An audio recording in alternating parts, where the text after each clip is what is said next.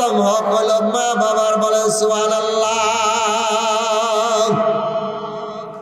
এজন্য আল্লাহ রাব্বুল আলামিন বলে দিলেন, তোমার মা বাবার সম্মুখে তুমি কখনো ধমক দিয়ে কথা বলতে পারবে না। তোমার মা বাবাকে তুমি এরকম ভাবে তার সাথে খারাপ ব্যবহার করতে পারবে না। তোমার আচরণে কথাই যেন তারা কষ্ট না পায়। আল্লাহর নবী সাল্লাল্লাহু আলাইহি সাল্লাম বলেন, তোমার মা বাবা যদি আর তোমার ব্যবহারের দ্বারা যদি মা বাবা খুশি হয়, তাহলে আল্লাহ পাকও খুশি হয়ে যায়। সুবহানাল্লাহ। এজন্য আল্লাহর নবী হাদিসের মধ্যে বলেন, আল জান্নাতু তাহতা আকদামিল উম্মাহাত। আল্লাহর নবী সাল্লাল্লাহু আলাইহি সাল্লাম বলেন, তোমার মা বাবার পায়ের নিচে সন্তানের বেহেশত। মা বাবার পায়ের নিচে সন্তানের বেহেশত। বলেন সুবহানাল্লাহ। আম্মা যারা আয়েশা সিদ্দিকা রাদিয়াল্লাহু তাআলা আনহা থেকে হাদিস বর্ণিত, আল্লাহর নবী সাল্লাল্লাহু আলাইহি সাল্লাম বলেন, আম্মা যারা আয়েশা সিদ্দিকা রাদিয়াল্লাহু তাআলা আনহা থেকে বর্ণিত আছে যে রাসূলুল্লাহ সাল্লাল্লাহু আলাইহি সাল্লাম একদিন আম্মা যারা আয়েশা সিদ্দিকা রাদিয়াল্লাহু তাআলাকে বললেন, ও আয়েশা শোনো, আজকে আমি রাত্রিতে স্বপ্ন দেখলাম, স্বপ্নের মধ্যে আমি জান্নাতের মধ্যে গিয়েছি। বলেন সুবহানাল্লাহ। আল্লাহর নবী সাল্লাল্লাহু আলাইহি সাল্লাম জান্নাত স্বপ্নের মাধ্যমে দেখছে।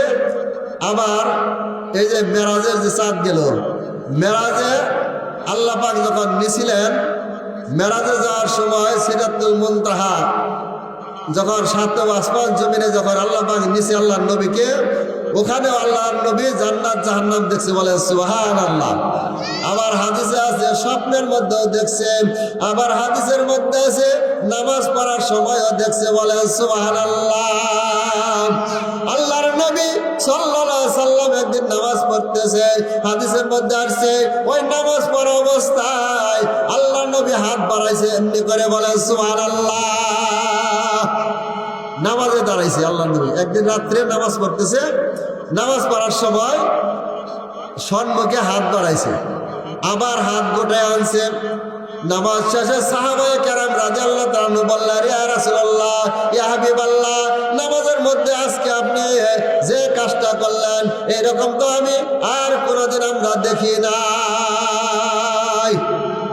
নামাজের মধ্যে যে হাত বাড়াইলেন আবার হাত গোটাইলেন এরকম তো কোনোদিন দেখি নাই।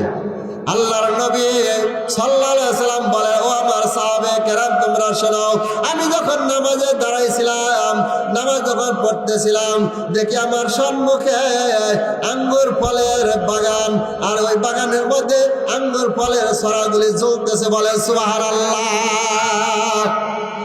এই আঙ্গুরের ফল যখন জ্বলতেছে দেখার পরে আমি তখন হাত বাড়াইয়া ওই আঙ্গুরের জোকাগুলি, আঙ্গুরের ফলগুলি আমি ধরার জন্য হাত বাড়াইছিলাম। সুবহানাল্লাহ।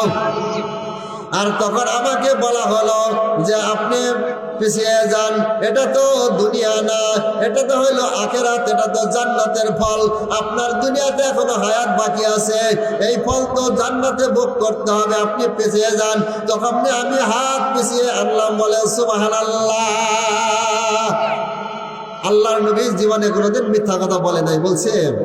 আর আল্লাহর নবীর একটা কথা সারা পৃথিবীর সমস্ত মানুষের কথার চাইতে বেশি সত্য, সঠিক। বলেন সুবহানাল্লাহ। আল্লাহর নবী বলতেছেন, ও আয়েশা শোনো, আমি জান্নাতের মধ্যে স্বপ্নে জান্নাত দেখলাম। জান্নাতের মধ্যে যখন আমি গেলাম, আমার কানের মধ্যে কোরআন তিলাওয়াতের শব্দ বেশি আসলো। বলে সুবহানাল্লাহ। আর এই কোরআন তিলাওয়াতের আওয়াজটা আমার মনে হয় আমার সাহাবী হারেসা ইবনে নুমান রাদিয়াল্লাহু তাআলা আনহুর কণ্ঠের মতো বেশি আসলো। বলে সুবহানাল্লাহ। আমি জিজ্ঞাসা করলাম, এই কোরআন তিলাওয়াত কার? জিবরাইল আলাইহিস সালাম ফেরেশতারা বললেন, ইয়া রাসূলুল্লাহ, এই কোরআন তিলাওয়াত এটা তো আপনার সাহাবী হারেসা ইবনে নুমান রাদিয়াল্লাহু তাআলা আনহু। বলে সুবহানাল্লাহ। আল্লাহর নবী বলেন, এই সাহাবী এত দামি হয়েছে যে জান্নাতের মধ্যে তার কোরআন তিলাওয়াত আওয়াজ শোনা যায়।